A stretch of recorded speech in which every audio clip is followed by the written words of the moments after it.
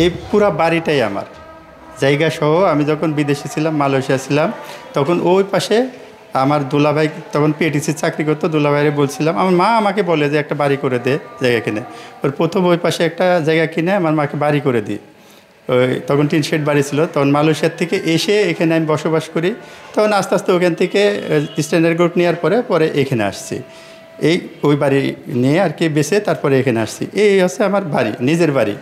কিন্তু এই দোতলাটা, এই যে বাড়িটাতে আমি সাজাইছিলাম, ভিতরে দেখেন এসি আছে, সোফা আছে, মানে আমার থাকার মতো টাইলস করছি, অন্যরা টাইলস করি নাই। টাইলস করছি আমার মতো, ড্রয়িং রুমটা করছি, বারান্দা করছি, অন্য বারান্দার মতো আমার এই বারান্দাটা না। সম্পূর্ণই করছি যে সারা জীবন আমি এখানে কাটাবো আমার এই ফ্যামিলির সাথে। আর আজকে দেখেন আমার ফ্যামিলি কী করতেছে। মানে মেয়ে মানুষ যে এরকম বিশ্বাসঘাতক হয়, সে কিডনি দিছে আমাকে, তারপরেও যে বিশ্বাসঘাতক হয় মেয়েরা, এটা আমার জীবনে জানা ছিল না। কারণ আমার অভিজ্ঞতা মানুষের থাকে না এসব। সে কিডনি দেওয়ার পরেও তার সাথে আমার খুব ভালো আন্ডারস্ট্যান্ডিং ছিল, ভালো, ও ভালোবাসতো, আমিও ভালোবাসতাম।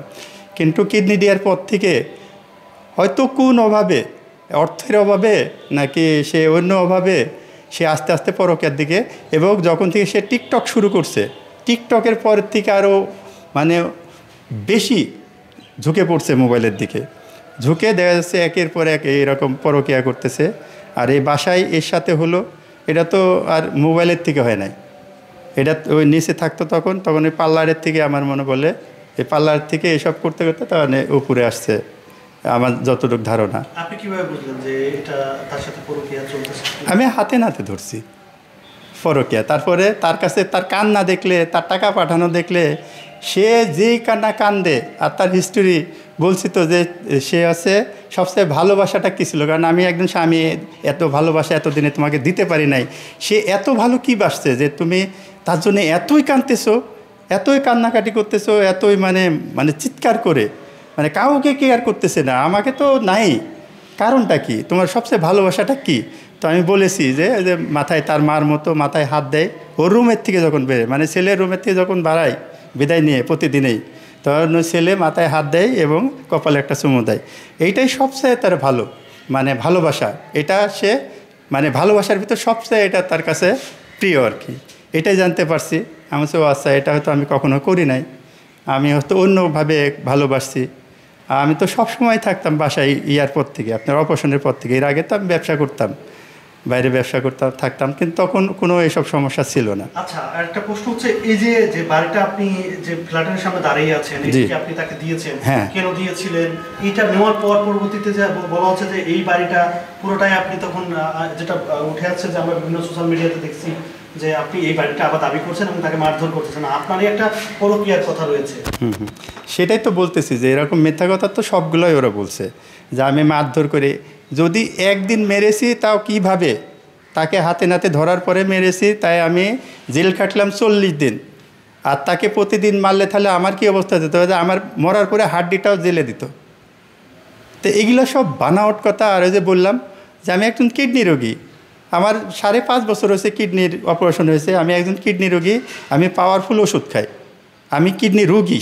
সে দিছে তার 3 মাসে এটা অ্যান্টিবায়োটিক খালি শুকাই গেলে সে কিন্তু সুস্থ, তার অরিজিনাল কিডনি নিয়ে থাকে। এটা ডাক্তারি কথা এবং সবারই কথা। সে অসুস্থ না, অসুস্থ হচ্ছে আমি, তার কিডনি নিয়ে থাকি এবং তার কিডনিটা আমাকে অ্যাকসেপ্ট করে না। এটা প্রতিটা মানুষ, প্রতিটা কিডনি এর একজনের শরীরে যায় অ্যাকসেপ্ট করে না, তখন ওষুধ দিয়ে তাকে রাখা হয় আর কি। তো পাওয়ারফুল ওষুধ খাই আমি।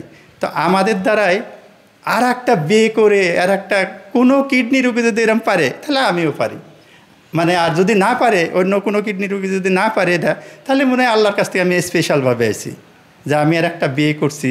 আর একটা গার্লফ্রেন্ডের কথা নাকি আমি ওর ভিডিও দেখি না, কারণ মিথ্যাতে ভরা এগুলো দেখলে।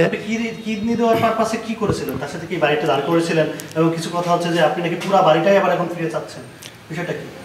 আর আমি তো ওদের ভাড়াটিয়া জিজ্ঞেস করেন কালকে যে তার সাথে দেখা হয়েছে নতুন, তাকে আমি কি বলছি, আমি বলছি এই দোতলার মানুষের সাথে আমার কথা নাই, কারণ দোতলা আমার বউরে আমি লিখে দিছি, ওটার আশা আমি করি না। যেটা দিয়ে দিছি ওটা আমি কেন আশা করব?